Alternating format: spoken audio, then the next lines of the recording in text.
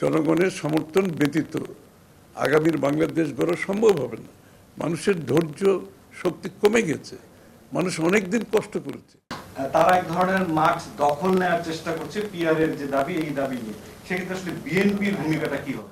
না, মাঠ দখল করা, এই মাঠ দখল, আপনি যেখানে বাংলাদেশের মানুষ তার ভোটাধিকার প্রয়োগ করার জন্য অপেক্ষা করছে আগামী ফেব্রুয়ারির প্রথমার্ধে, সেখানে মাঠ দখল করতে হলে আপনাকে জনগণের কাছে ভোটের মাধ্যমে মাঠ দখল করতে হবে। মাঠ দখলের প্রক্রিয়ার গণতন্ত্র একটাই, সেটা হচ্ছে বাংলাদেশের মানুষের মন জয় করতে হবে, তাদের কাছে গিয়ে আপনার কথাগুলো বুঝিয়ে তাদের সমর্থন দিতে হবে। এটাই হচ্ছে একমাত্র মাঠ দখলের প্রক্রিয়া, গণতান্ত্রিক মাঠ দখলের কথা বলছি। আর অগণতান্ত্রিক মাঠ দখল হচ্ছে, সেটা তো আরেকটা বিষয়। এখন তারা যদি গণতান্ত্রিক মাঠ দখলের কথা তাদের মাথায় থাকে, তারা সোজাসুজি নির্বাচনে গিয়ে তাদের যে দাবিগুলো জনগণের ম্যান্ডেট নিয়ে পূরণ করতে হবে। আর অগণতান্ত্রিকভাবে মাঠ দখল করতে চাইলে সেটা তো আরেকটা বিষয়।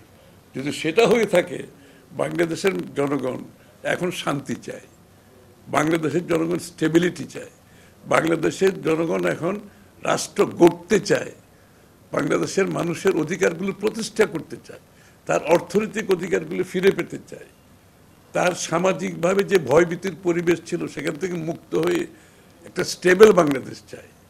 আর এই পথে যারা বাধাগ্রস্ত করবে, তাদের রাজনৈতিক ভবিষ্যৎ তারা বুঝে নেবে। আমরা তো গণতান্ত্রিক মাঠ দখলের প্রক্রিয়াটা একটাই, আপনাকে জনগণের কাছে যেতে হবে, নির্বাচনে অংশগ্রহণ করতে হবে, জনগণের মন জয় করে জনগণের কাছ থেকে আপনার ম্যান্ডেট নিতে হবে। এবং আমরা তো সেই কাজটা করে যাচ্ছি অলরেডি। আপনারা দেখছেন আমাদের বিভিন্ন আমরা 1 কোটি, এই 18 মাসে 1 কোটি কর্মসংস্থানের কথা বলছি, এগুলো তো আমাদের কর্মসূচির অংশ। আমরা স্বাস্থ্যসেবা জনগণের কাছে আমরা এই প্রাথমিক স্বাস্থ্যসেবা বিনামূল্যে দেওয়ার কথা বলেছি ইতিমধ্যে। আমাদের সব প্রক্রিয়া চলছে, আমাদের শিক্ষার খাতে আমাদের কথাগুলো বলছি। অর্থনৈতিক পরিবর্তন কিভাবে মানুষের ভাগ্য পরিবর্তন হবে, আমরা তো আমাদের কথাগুলো একটার পর একটা বলে যাচ্ছি। কিন্তু কারণ আমরা জনগণের কাছে এই কথাগুলো বলে তাদের কাছ থেকে জনগণের সমর্থন নিয়ে দেশ গড়তে চাই। জনগণের সমর্থন ব্যতীত আগামীর বাংলাদেশ গড়া সম্ভব হবে না। মানুষের ধৈর্য শক্তি কমে গেছে, মানুষ অনেকদিন কষ্ট করেছে। এখন তারা একটা সুস্থ, সহনশীল, একটা ভয় ভীতিহীন রাজনৈতিক গণতান্ত্রিক পরিবেশ ফিরে পেতে চায়, যেখানে তারা সরকারকে দায়বদ্ধ করতে পারবে, জবাবদিহি করতে পারবে একটা নির্বাচিত সরকারকে।